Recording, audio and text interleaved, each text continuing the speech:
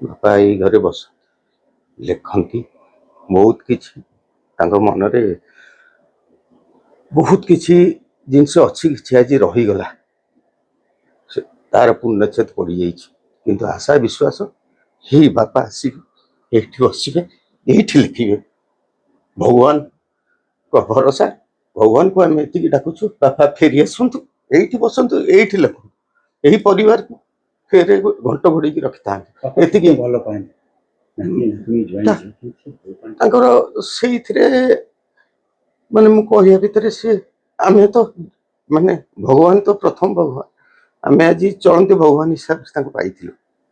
କିନ୍ତୁ ସେ ଆଜି ମୁଁ ଛାଡ଼ିକି ଆରପାରିକୁ ପଳେଇଛନ୍ତି ସେ ତ ଗୋଟେ ଅପୂରଣୀୟ କ୍ଷତି ଘଟିଲା ଏଇଟା ତ ସମାଜର ରୀତି ନିୟମ ଭିତରେ ଯିବାକୁ ପଡୁଛି କିନ୍ତୁ ଆଶା ବିଶ୍ୱାସ ଯେ ବାପା ଯେମିତି ହେଲେ ଫେରିବେ ବାପାଙ୍କ କଲମ ଫେର ଚାଲିବ ଆଶା ବିଶ୍ୱାସ ଫେର ଚାଲିବ ଫେରେ ସେ ଜନ୍ମ ନେଇକି ଆସିବେ ଫେର ଏଇଠି ଲେଖିବେ ଏହି ଆଶା ନେଇକି ମୋର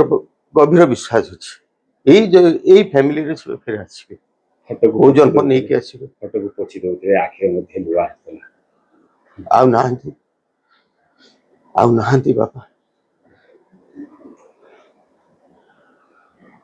ବିଶ୍ୱାସ ବି କରି ହଉନି ବାପା ନାହାନ୍ତି ବନ୍ଧୁ ଆଜି ଆମ ଅଞ୍ଚଳ ପାଇଁ ଏକ ଦୁଃଖଦ ଘଟଣା ସମ୍ମାନସ୍ପଦ ରବି ସ୍ୱାଇଁ ଆମ ଗଣରେ ଆଜି ନାହାନ୍ତି ସେ ଆମ ପିପିଲି ଅଞ୍ଚଳ ଜଣେ ପ୍ରତିଷ୍ଠିତ ବ୍ୟକ୍ତିତ୍ବ ତାଙ୍କ ପ୍ରଚେଷ୍ଟାରେ ଆମ ଅଞ୍ଚଳରେ ଶିଳ୍ପ ଗଢ଼ି ହେବା ସହିତ ଏବଂ ଫିଲ୍ମ ଇଣ୍ଡଷ୍ଟ୍ରି ଆଗକୁ ଯିବା ସହିତ ଶିକ୍ଷା ଅନୁଷ୍ଠାନ ତିଆରି କରି ଶିକ୍ଷାକୁ ଆଗକୁ ନେବା ସହିତ ବିଭିନ୍ନ କ୍ଷେତ୍ରରେ ଜଣେ ଆମ ଅଞ୍ଚଳର ପ୍ରତିଷ୍ଠିତ ବ୍ୟକ୍ତିତ୍ୱ ଥିଲେ ତେଣୁ ତାଙ୍କ ବର୍ତ୍ତମାନରେ ଆଜି ଆମ ଅଞ୍ଚଳରେ ଜଣେ ପ୍ରମୁଖ ବ୍ୟକ୍ତିତ୍ୱଙ୍କୁ ଜଣେ ମୁରବୀକୁ ଆମେ ହରେଇଛୁ ତେଣୁ ଆମ ଅଞ୍ଚଳ ପାଇଁ ଗୋଟେ ଦୁଃଖଦ ଘଟଣା ଆମର ତ ବାପା ଡାକ ସରିଗଲା ଆମେ ଆଜି ଯାହା ବି ହେଇଛୁ ଯାହା ବି ଶିକ୍ଷା ପାଇଛୁ ଯାହା ବି ସଂସ୍କାର ପାଇଛୁ ତାଙ୍କଠୁ ପାଇଛୁ ଆମର ବାପା ଆମ ପରିବାରର ବାପା ସିଏ ଗଲେ ଆମ ସଂସାର ଗଲା ଆଉ କଣ କହିବି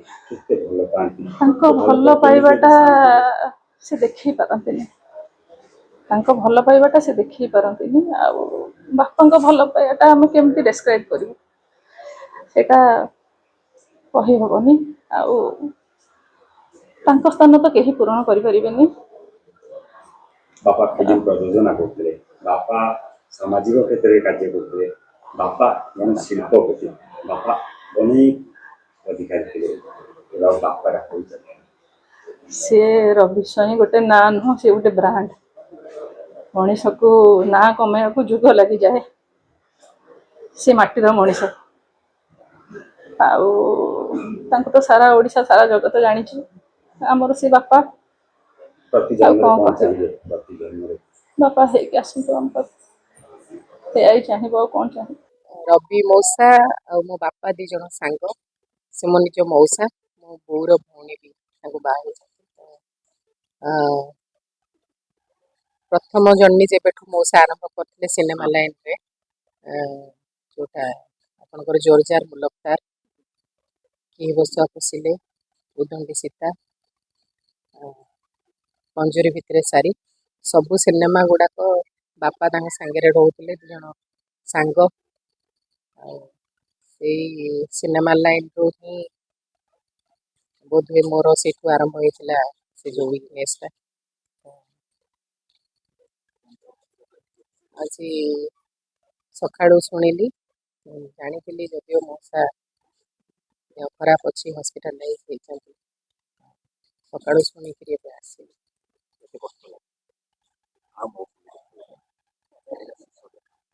ହଁ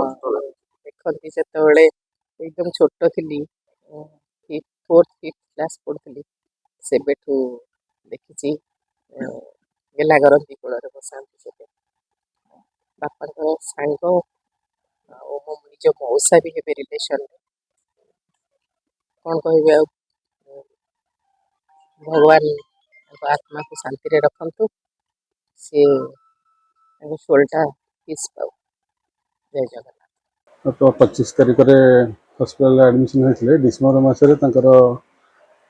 ଲିଭର ସିରୋସିସ୍ ହେଇଥିଲା ଆଉ ହଠାତ୍ ଜଣ୍ଡିସ୍ ହେଲା। 25 ତାରିଖରେ ହସ୍ପିଟାଲ ଆଡ଼ମିସନ୍ କରିଥିଲୁ ଆଉ ଡକ୍ଟର ବହୁତ ଲାଗିଲା ପରେ ଆଜି ତାଙ୍କର ଦେହାନ୍ତ ହେଲା। ଓଡ଼ିଆ ଚଳଚ୍ଚିତ୍ର ଜଗତକୁ ଗୋଟେ ସୁନ୍ଦର ଭେଟି ସେ ଦେଇଛନ୍ତି ଯେଉଁଟା ଇତିହାସରେ ରହିବ। ଆଜ୍ଞା ଓଡ଼ିଶା ଚଳଚ୍ଚିତ୍ର ଜଗତରୁ କିଏ ଫୋନ୍ କଲେଣି କିଏ ଆସି ଆପଣଙ୍କୁ ଦେଖା ଆଜ୍ଞା ଡାଇରେକ୍ଟର ସବୁ ଫୋନ୍ କରିଛନ୍ତି ଆଉ କିଛି ଆସୁଛନ୍ତି ଦେଖାଯାଉ। ସିନେମା ହଲ୍ ଥିଲା ଯେଉଁଟା ପାଇଁ ସେ ଚଳଚ୍ଚିତ୍ର ଆଜ୍ଞା ଆମର ଏଠି ସିନେମା ହଲ୍ ଥିଲା କୌଶଲ୍ୟା ଟକିଜ୍